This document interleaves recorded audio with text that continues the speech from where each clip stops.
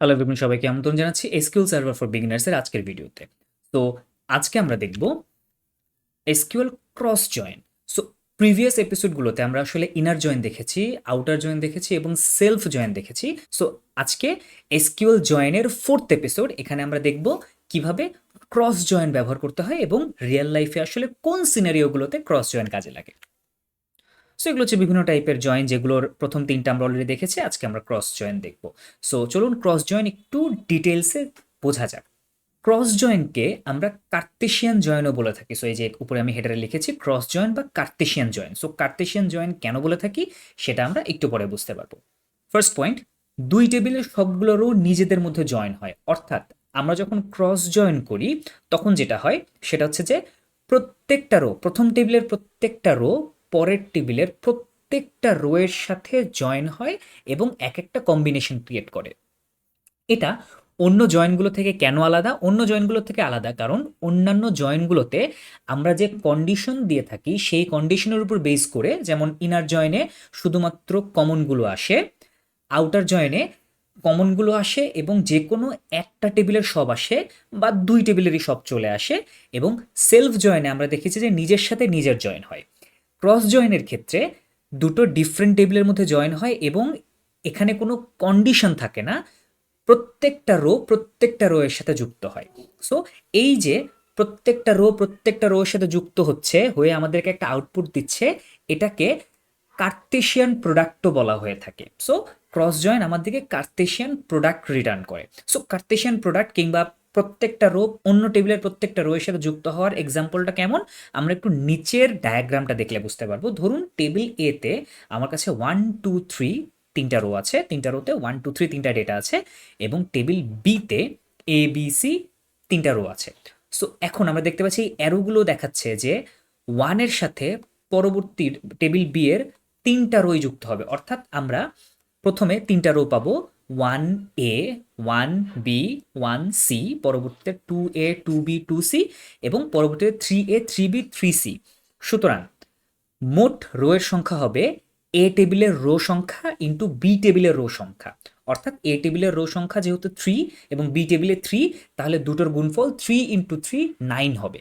যদি বি টেবিলে রো 4টা থাকতো তাহলে 3 ইন্টু 4 12, অর্থাৎ 12টা রো আমরা পেতাম ক্রস জয়েন করার পরে। সো এই হচ্ছে ক্রস জয়েনের বেসিক আইডিয়াটা। আমরা আরও ভালো করে দেখব যখন আমরা রিয়েল লাইফ এক্সাম্পলের সাথে জিনিসটা দেখব। ওকে, সো ক্রস জয়েনের বেসিক স্ট্রাকচারটা কেমন, বেসিক সিনটেক্সটা কেমন? সো আমরা অ্যাজ ইউজুয়াল সিলেক্ট অল ধরে নিচ্ছি, আমরা সবগুলো কলাম দেখতে চাই ফ্রম টেবিল এ।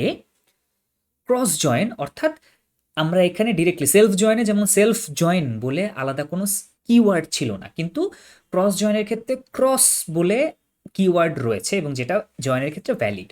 সো আমরা লিখি table A, from table A cross join table B, অর্থাৎ দুটো ডিফারেন্ট টেবিল। এরপরে অন্য সব জয়েনে আমরা অন লিখে একটা কন্ডিশন দিতাম, এখানে আমার এই কন্ডিশনটা লাগবে না, যে জন্য আমি এটা রেড মার্ক দিয়ে কেটে দিয়েছি। সুতরাং অন্য যে কোনো জয়েন কোয়েরি থেকে এটা কেন ডিফারেন্ট? এটা ডিফারেন্ট কারণ এখানে কোনো ধরনের কন্ডিশনের প্রয়োজন হয় না, কারণ আমরা জানি এখানে নিজে থেকেই প্রত্যেকটা রো এর সাথে যুক্ত হবেই, আমরা চাইলেও সেটাকে বাদ দিতে পারবো না। অবশ্যই বাদ দিতে পারবো, সেটা আমাদেরকে জয়েনের পরে আলাদা করে ওয়্যার ক্লজে গিয়ে বাদ দিতে হবে। সো সব জিনিসের এক্সাম্পলই আমরা আসলে দেখবো। সো এবার চলুন আমরা একটু এসকিউএল সার্ভার ম্যানেজমেন্ট স্টুডিওতে চলে যাই এবং হাতে কলমে একটু ক্রস জয়েন্টটা কিভাবে ব্যবহার করা যেতে পারে সেটা একটু দেখি। আমরা এসকিউএল সার্ভার ম্যানেজমেন্ট স্টুডিওতে চলে এসেছি। এখানে আমরা আমাদের এমপ্লয়ি নামে একটা টেবিল ব্যবহার করব, যে টেবিলে আইডি আছে, নেম আছে এবং ম্যানেজার আইডি আছে। সো এই টেবিলটা আমরা তৈরি করেছিলাম সেলফ জয়েনের এক্সাম্পলের জন্য। সো সেলফ জয়েনের ভিডিওটা যদি দেখে না থাকেন ডিসক্রিপশনের লিঙ্ক থেকে দেখে আসতে পারেন। সো এই টেবিলটার ক্রিয়েট স্ক্রিপ্ট এবং এই যে ইনসার্ট 20টা রো ইনসার্ট করেছি এইটার স্ক্রিপ্ট আমার ডেসক্রিপশনে দেওয়া থাকবে। সো আমরা আরও একটা টেবিল ব্যবহার করব, সেটা হচ্ছে কোম্পানি।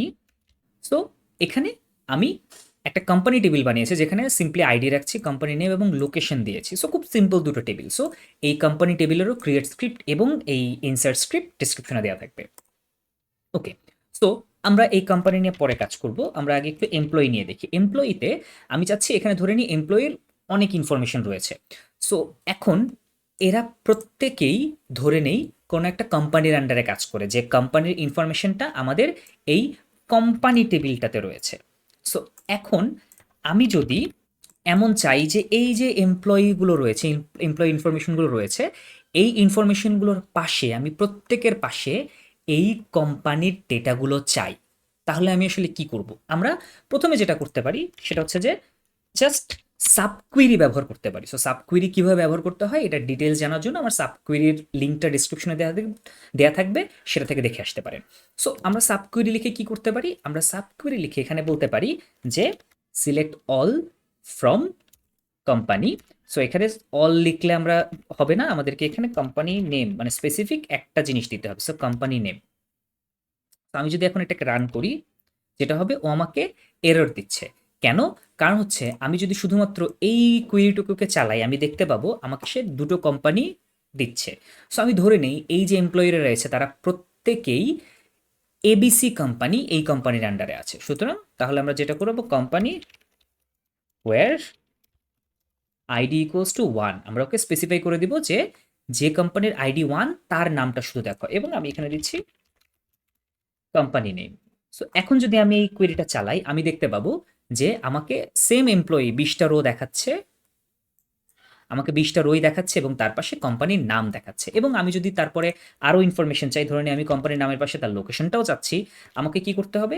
এক্স্যাক্টলি আরেকটা সাব কোয়েরি লিখতে হবে এরকম, যেখানে আমরা লিখব লোকেশন এবং এখানে আমরা দিব কোম্পানি লোকেশন। তো আমরা যদি এখন এটাকে চালাই, আমরা দেখতে পাবো যে প্রত্যেকটা এমপ্লয়ির পাশে কোম্পানি নেম এবং কোম্পানির লোকেশন আছে। সো এখানে সমস্যাটা কি? সমস্যাটা হচ্ছে যে সাবকুইরি যেটা করে সেটা হচ্ছে প্রতিটা রো এর জন্য একবার করে একটা সিলেক্ট কুইরি চালায়। এখানে আমরা যেহেতু দুইবার সাবকুইরি ব্যবহার করেছি, সুতরাং প্রতিটা রো এর জন্য আমাকে একবার করে কোম্পানি আনার জন্য সার্চ করতে হচ্ছে, একবার লোকেশন আনার জন্য সার্চ করতে হচ্ছে। সো এটা খুবই এক্সপেন্সিভ, অর্থাৎ 20টা রো এর জন্য তাকে একবার তো এমপ্লয়ি টেবিল থেকে পুরো সার্চটা করতে হচ্ছেই, পাশাপাশি তাকে 20 বার এই কোম্পানি টেবিল থেকে সার্চ করতে হচ্ছে। এই বিষয়টা খুব বেশি এক্সপেন্সিভ। যখন 20টা ডাটার জায়গায় 20 লাখ ডাটা হবে, তখন এটা অনেক বেশি টাইম নেবে এবং আমাদের সিস্টেমকে খুব স্লো করে ফেলবে। সো আমরা তাহলে কি করতে পারি? আমরা যেটা করতে পারি সেটা হলো, আমরা এই যে এমপ্লয়ি টেবিল রয়েছে এর সাথে কোম্পানি টেবিলকে ক্রস জয়েন করতে পারি। তাহলে কি হবে? আমরা জানি যে ক্রস জয়েন করলে দুটো টেবিলের প্রত্যেকেই নিজেদের মধ্যে একটা করে কম্বিনেশন করে একটা করে রো দিবে।